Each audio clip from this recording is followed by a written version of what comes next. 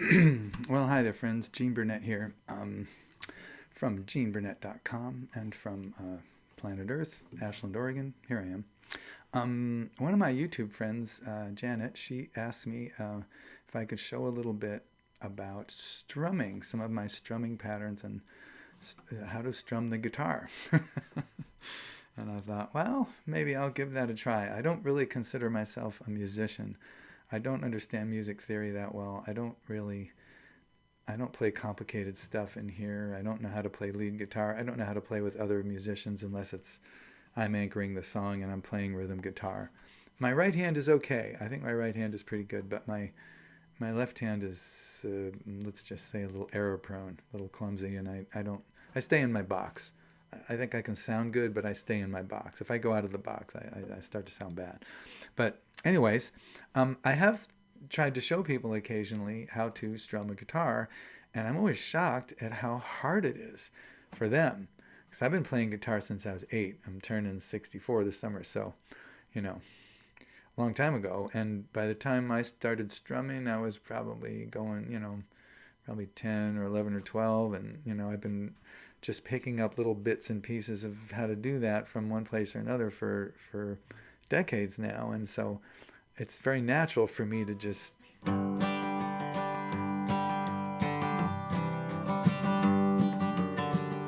it's very natural for me to strum a guitar. But when I've shown people how to do it, they pick up the pick and they're like, it's like, it doesn't sound that good. It's hard for me to strum the way they strum because I don't know how to strum badly or poorly, but I don't really know how. But I can tell you a little bit about how I strum, and hopefully this will be of help to more people than just Janet. But one thing to start with is you don't need a pick. Some people play without a pick. When I do that, I tend to use this finger. No offense. I hold my thumb to my finger, and I use that middle finger, maybe a little bit of the index finger, but mostly that middle finger. And the advantage of one advantage of playing without a pick is that you don't have that grippiness in your fingers when you're playing, and that can be a hindrance to some people. Also, your wrist is looser.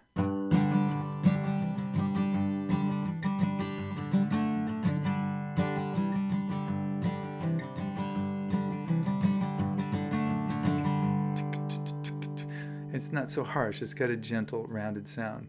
Now, the disadvantage is when you're playing in a room with a sound system or a crowded room or where you have to get people's attention, you don't have nearly the volume with just your fingers strumming as you do with a pick. I know some great performers who are really good at playing without a pick. Strumming without a pick, I should say. But what they do is they know their sound system and they've got it cranked pretty high. So when they're going, it's coming out. They crank it up and then they play it light. And they get that light, relaxed wrist sound. Personally, I hardly ever play without a pick. I kind of came up playing in bars and pizza places and coffee houses, and I wanted as much volume as I could get, so I started playing with a pick. And I started with a thinner pick and then a medium pick, and now I'm using a fairly heavy pick. What pick you use is kind of up to you, depending on the sound you kind of want. But some basic pointers here on strumming, one of which is we're looking at the angle of the pick in relation to the strings. Personally, I don't like my pick to be at 90-degree angle to the strings. It makes a heavy, harsh sound. It's okay, but I much prefer to angle the pick so the tip of the pick is actually pointed up towards me. So it's pointed, slanted towards me, and I'm dragging. I don't know if you can see that.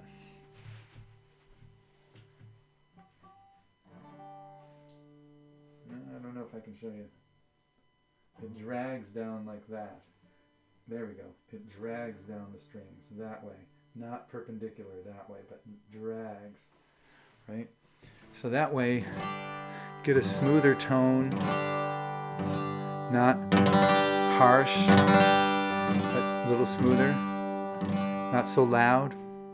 And if you play with your pick perpendicular to the strings and really crank it, you're going to get some distortion. It's going to get kind of noisy and crummy sounding. So angle the pick towards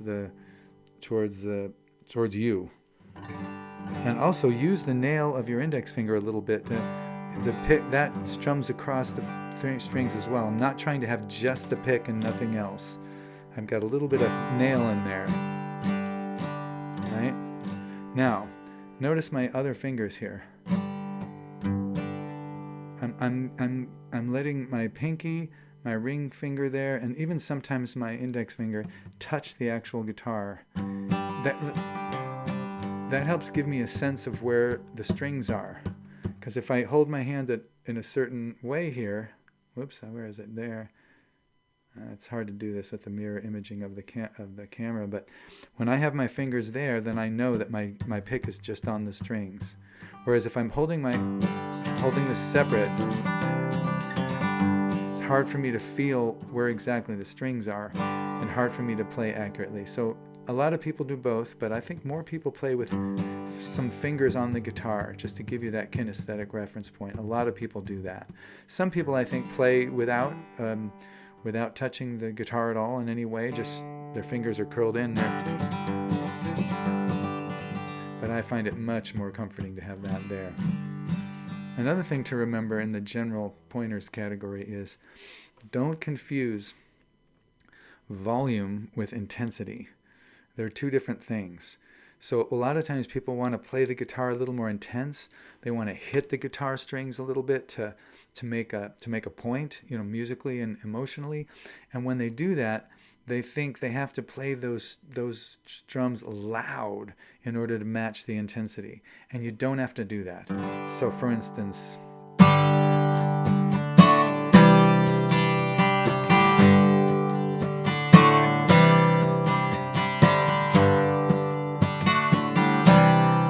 as opposed to, that's not bad, but as opposed to,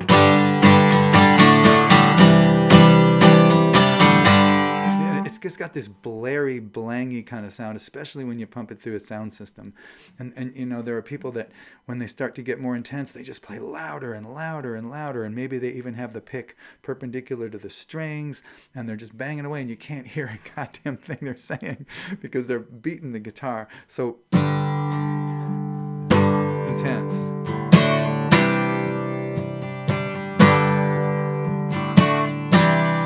But not necessarily loud, not necessarily as loud as you can play. So you have to kind of tone, I would say tone down the volume as you start to feel the intensity. When the intensity goes increased, play it a little bit softer than you think you should, and then it'll keep its tone when you play it loudly. So pick angled across, so it drags across the strings, not perpendicularly hitting them. Fingers on the guitar. Not too loud, not too crazy when the energy gets up. Keep the volume slightly muted. Now here's a big one. Do not look at your right hand when you're strumming. Even if you're doing something complicated or for you difficult, like.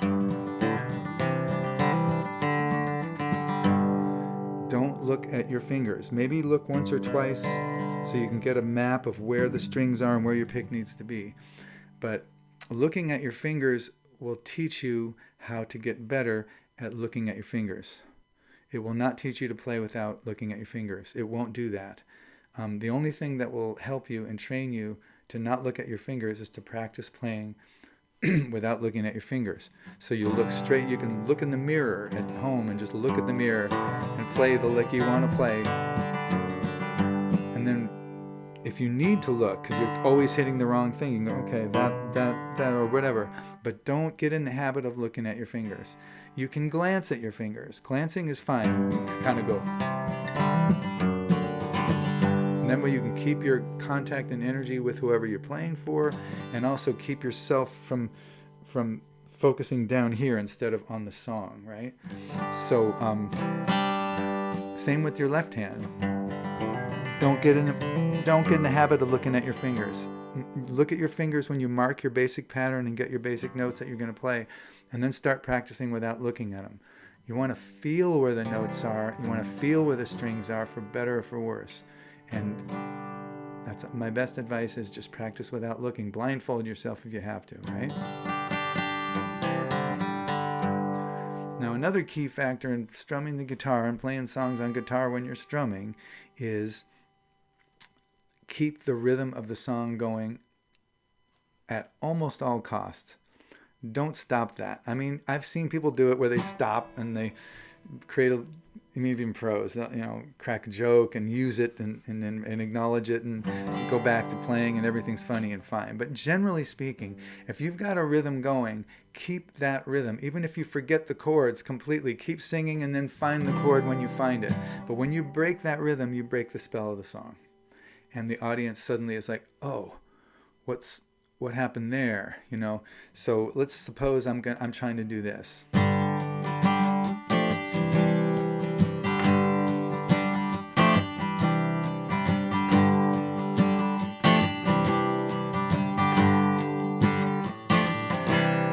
Right? Just a simple little pattern. If I mess that up,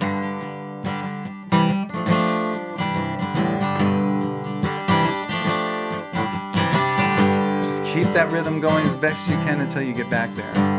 One thing I have a really, really hard time doing is messing up on purpose.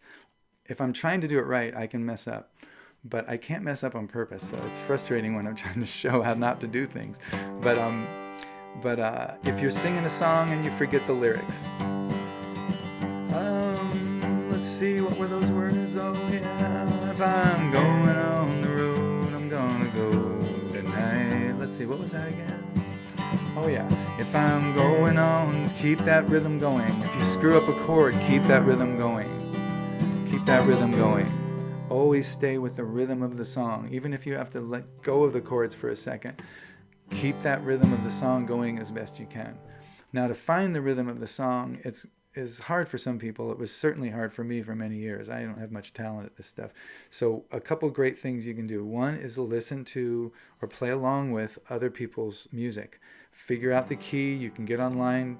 Any song you've heard on the radio, type the title of that song and chords, and there'll be a sheet with chords on it somewhere up there, 99 times out of 100. And get those chords and strum along with the rhythm of the song. And even if your fingers can't keep up, keep this hand doing the rhythm. Keep the rhythm and stay with the rhythm of the song. Get used to playing that. Also, you can get a metronome. I have not practiced much with a metronome. I did it many, many years ago a little bit, but some people find them very helpful. And you can get an electronic one or maybe the old-fashioned tick-tock one, but it'll go tick, tick, tick, tick.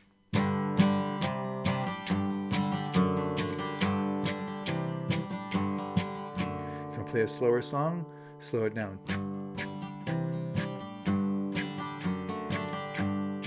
Playing with the metronome can help if your rhythm is naturally not very steady. If your sense of rhythm is a little foggy, you can, unless you're severely lacking in this area, you can almost certainly, sort of like software, install a sense of rhythm. It'll take a little while, but it can be done. I am living proof. So those are some things to work with too. Don't break the rhythm if at all possible. Stay with the rhythm of the song no matter what, and don't look at your fingers, and use a metronome or play along with other people's music.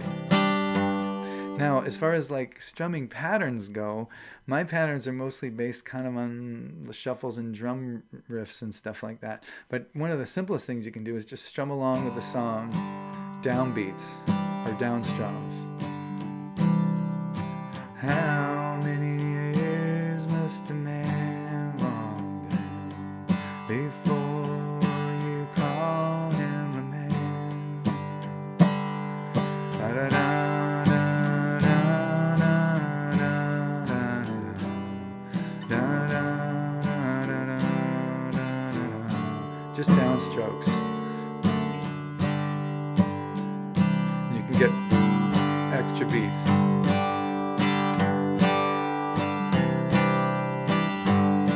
just hitting the bass note. And then you want to get a back and forth going.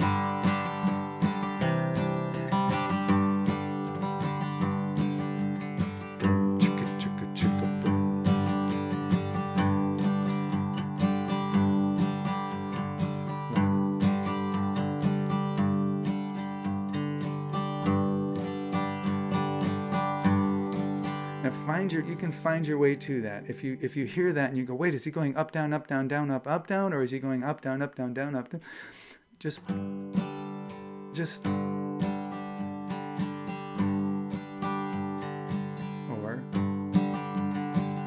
or they're all just the same thing, faster or slower. 1, 2, 3, 1, 2, 3, 4, 1, 2, 3, 1, 2, 3, 4, something like that. I don't know how to say this in music theory language. I would say just keep it really simple. Beware of the bass note of the string you're playing. Make sure you kind of lead with that.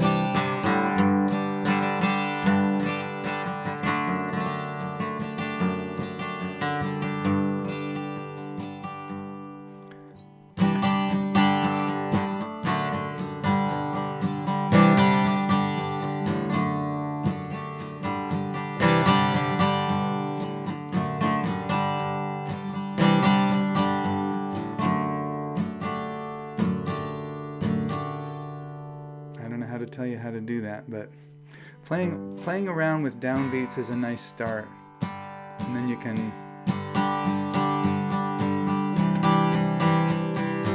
back and forth, up, down.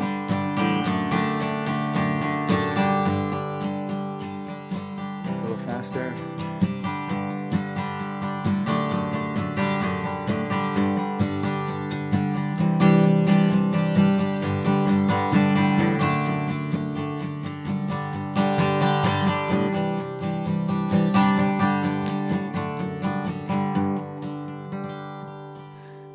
Well, hopefully one or two of those pointers was a little bit helpful. I don't know how to do most of the things that I do. I just kind of do them, so. Bass runs. Oh, did I mention you could find a teacher who did know how to do this stuff? You can find a teacher, find a guitar teacher who can help you with strumming. But those are just some quick, easy pointers. Remember that angle of the pick, having your fingers on the guitar. Don't look at your fingers. Use a metronome. Play with other people. Just get the hang of relaxing your wrist. The key is to relax your wrist. And when you first relax it, you might relax it too much. And then when you want to tense it up, it ends up getting tense. So you got to find a relaxed middle ground in there.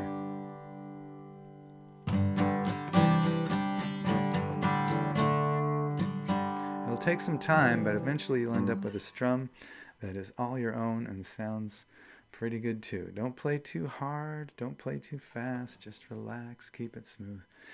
And keep at it and it'll come. I hope that is even a little bit helpful. I realize I don't know as much about how I do this as just doing it. So what can I say? All right. Well, thanks for watching, everybody. Appreciate it. Subscribe to my channel if you like this crazy kind of stuff. I do music videos, Tai Chi videos, and also nature videos from time to time. And take good care of yourself because I want to see you on the other side.